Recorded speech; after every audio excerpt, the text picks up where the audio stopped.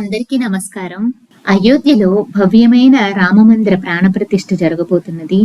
జనవరి 22 సోమవారం 2024 తేదీన ఈ అద్భుతమైన ఘటన జరగబోతున్నది.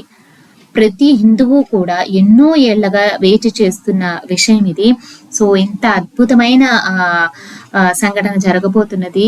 ఈ యొక్క సందర్భంగా శ్రీరామ జన్మభూమి తీర్థక్షేత్రం ట్రస్ట్ వాళ్ళు విశ్వవ్యాప్తంగా శ్రీరాముల వారి ఆశీస్సుల్ని అందిస్తున్నారు. అంటే శ్రీరాముల వారి అక్షింతలు, వాళ్ళ ఆశీర్వాద అక్షింతల ద్వారా మనకి పంపిస్తున్నారు. సో ప్రతి హిందూ ఆలయానికి కూడా విశ్వవ్యాప్తంగా, ఒక భారతదేశమే కాదు మిగిలిన దేశాల్లో కూడా ఈ ట్రస్ట్ వాళ్ళు శ్రీరాముల వారి అక్షింతల్ని పంపిస్తున్నారండి. సో ప్రతి ఒక్క హిందూకి కూడా అక్షింతలు అందుతాయి.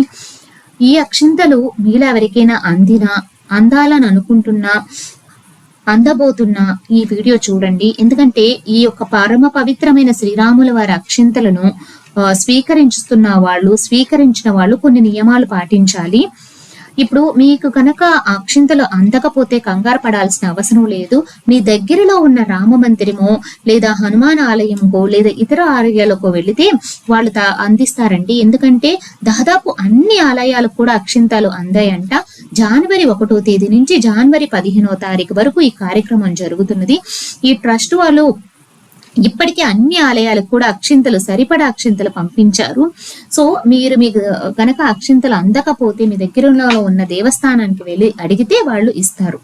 సో ఈ అక్షింతలు తీసుకోబోతున్న వాళ్ళు కొన్ని నియమాలు పాటించాలండి. ఎందుకంటే ఇవి చాలా పరమ పవిత్రమైనవి. సో ఈ అక్షింతలు అందుకున్న తర్వాత ఏం చేయాలో తర్వాత చెప్తాను. ఫస్ట్ ఏమి నియమాలు పాటించాలో మనం చూద్దాము. అయోధ్య అక్షింతలను మీ గృహములకు అందచేయటానికి వచ్చే రామ భక్తులను సాధారణంగా ఆహ్వానించండి. సాంప్రదాయ వస్త్రాలతో పరమ పవిత్రమైన అయోధ్య అక్షింతలను స్వీకరించండి. మీ ఇంట్లో ముందుగానే సిద్ధం చేసుకున్న అక్షింతలతో కలిపి హారతి పళ్ళెంలో రామ భక్తుల దగ్గర నుంచి వచ్చే అయోధ్య అక్షింతలని స్వీకరించండి. అయోధ్య అక్షింతలు వాళ్ళు మనకి దీవెనతో ఇస్తున్నారండి. సో మీరేం చేస్తారంటే మనము ముందుగానే అక్షింతలు కలుపుకొని స్వామివారు ఇచ్చే అక్షింతలు తీసుకుని దానిలో కలుపుకోవాలి. ఇలా ఎందుకు చేస్తున్నామనంటే అవి చాలా పరమ పవిత్రమైనవండి. సో ఏ శుభకార్యానికైనా కూడా మనకి శ్రీరాములు వారి ఆశీస్సులు అందిస్తున్నట్టు, మనకి ఏ శుభకార్యం జరిగినా, ఇప్పుడు పిల్లలకి ఇప్పుడు భోగి పండుగ వస్తుంది, భోగి పళ్ళు పోస్తాము, అప్పుడు మనం అక్షింతలు వేసి దీవించవచ్చు. అట్లాగే ఇంకా ఎన్నో శుభకార్యాలు ఉంటాయి. పిల్లలకి నామకరణం చేస్తాము, లేదా పిల్లల పుట్టినరోజులు వస్తాయి, అక్షింతలు వేస్తాం కదా. సో ఈ శ్రీరాముల వాళ్ళ అక్షింతల్లో మనకి వాళ్ళు ఇచ్చే అక్షింతలు కొంచెంగా ఉండొచ్చు. సో మనం ఆ పరమ పవిత్రమైన అక్షింతలను తీసుకొని మనం కలుపుకున్న అక్షింతలు కలిపితే ఆ అక్షింతలు కూడా పవిత్రం అవుతాయి. అవి కూడా శ్రీరాముల వారి అక్షింతలు అనమాట. సో అవి ఆ అక్షింతలను మన అక్షింతల్లో కలిపి జాగ్రత్త చేసుకోవాలి. ఫస్ట్ పూజ దగ్గర పెట్టాలండి. జనవరి 22వ తేదీ వరకు ఈ అక్షింతలని, స్వామివారి దగ్గర నుంచి తీసుకున్న అక్షింతలని పూజా మందిరంలో పెట్టాలి. 22వ తేదీ వరకు పూజా మందిరంలో పెట్టి ప్రతిరోజు కూడా 108 సార్లు శ్రీరామ జయ రామ జయ జయ రామ అనే తారక మంత్రాన్ని జపిస్తూ పూజ చేయాలి. ఎందుకంటే దీనివల్ల స్వామివారి అనుగ్రహం మనపై ఉంటుంది. తర్వాత సాయంత్రం 5 దీపాలు వెలిగించాలండి. 5 దీపాలు దేనికి సంకేతం అంటే 500 సంవత్సరాల తర్వాత ఈ అయోధ్య మన రామ మందిరం పునఃప్రతిష్ఠ జరగబోతున్నది. దానికి సూచనగా 5 దీపాలు వెలిగించాలి.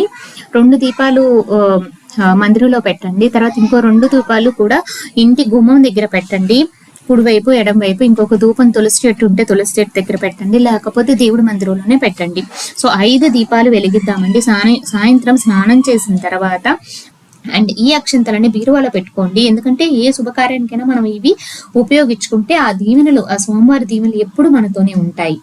సో తప్పకుండా మీ ఇంటికి వచ్చే ఆంజనేయ స్వామి భక్తులు కానీ, రామ భక్తులు కానీ, ఎవరైతే మీ ఇంటికి వచ్చే అక్షింతలు ఇస్తున్నారో వాళ్ళని సాధనంగా ఆహ్వానించండి. సాంప్రదాయ దుస్తుల్లో మీరు ఉండి ఆ అక్షింతలను స్వీకరించండి. అట్లాగే మీ యొక్క హారతి పళ్ళెంలో ఆల్రెడీ మీరు కలుపుకున్న అక్షింతలతో పాటు ఈ అక్షింతలను స్వీకరించండి. పూజా మందిరంలో అక్షంతలను పెట్టండి. అండ్ తర్వాత ఈ జనవరి 22వ తారీఖున మీరు మీ కుటుంబ సభ్యులతో ఉదయం వెళ్ళి శ్రీరాముల వారి ఆలయానికి వెళ్ళి అక్కడ శ్రీరాముల వారి దర్శనం చేసుకోండి. తర్వాత 12 గంటల సమయంలో శ్రీరాముల వారి ప్రాణప్రతిష్ఠ జరుగుతున్నప్పుడు టీవీలో వచ్చి ప్రత్యక్ష ప్రసారం వస్తున్నది, దాదాపు అన్ని ఛానల్లో కూడా వస్తుందట. సో తప్పకుండా మనం అక్కడ దగ్గర నుంచి చూడలేకపోయినా టీవీలో ఆ స్వామివారి ఆలయ ప్రాణప్రతిష్ఠ చక్కగా చూద్దాము.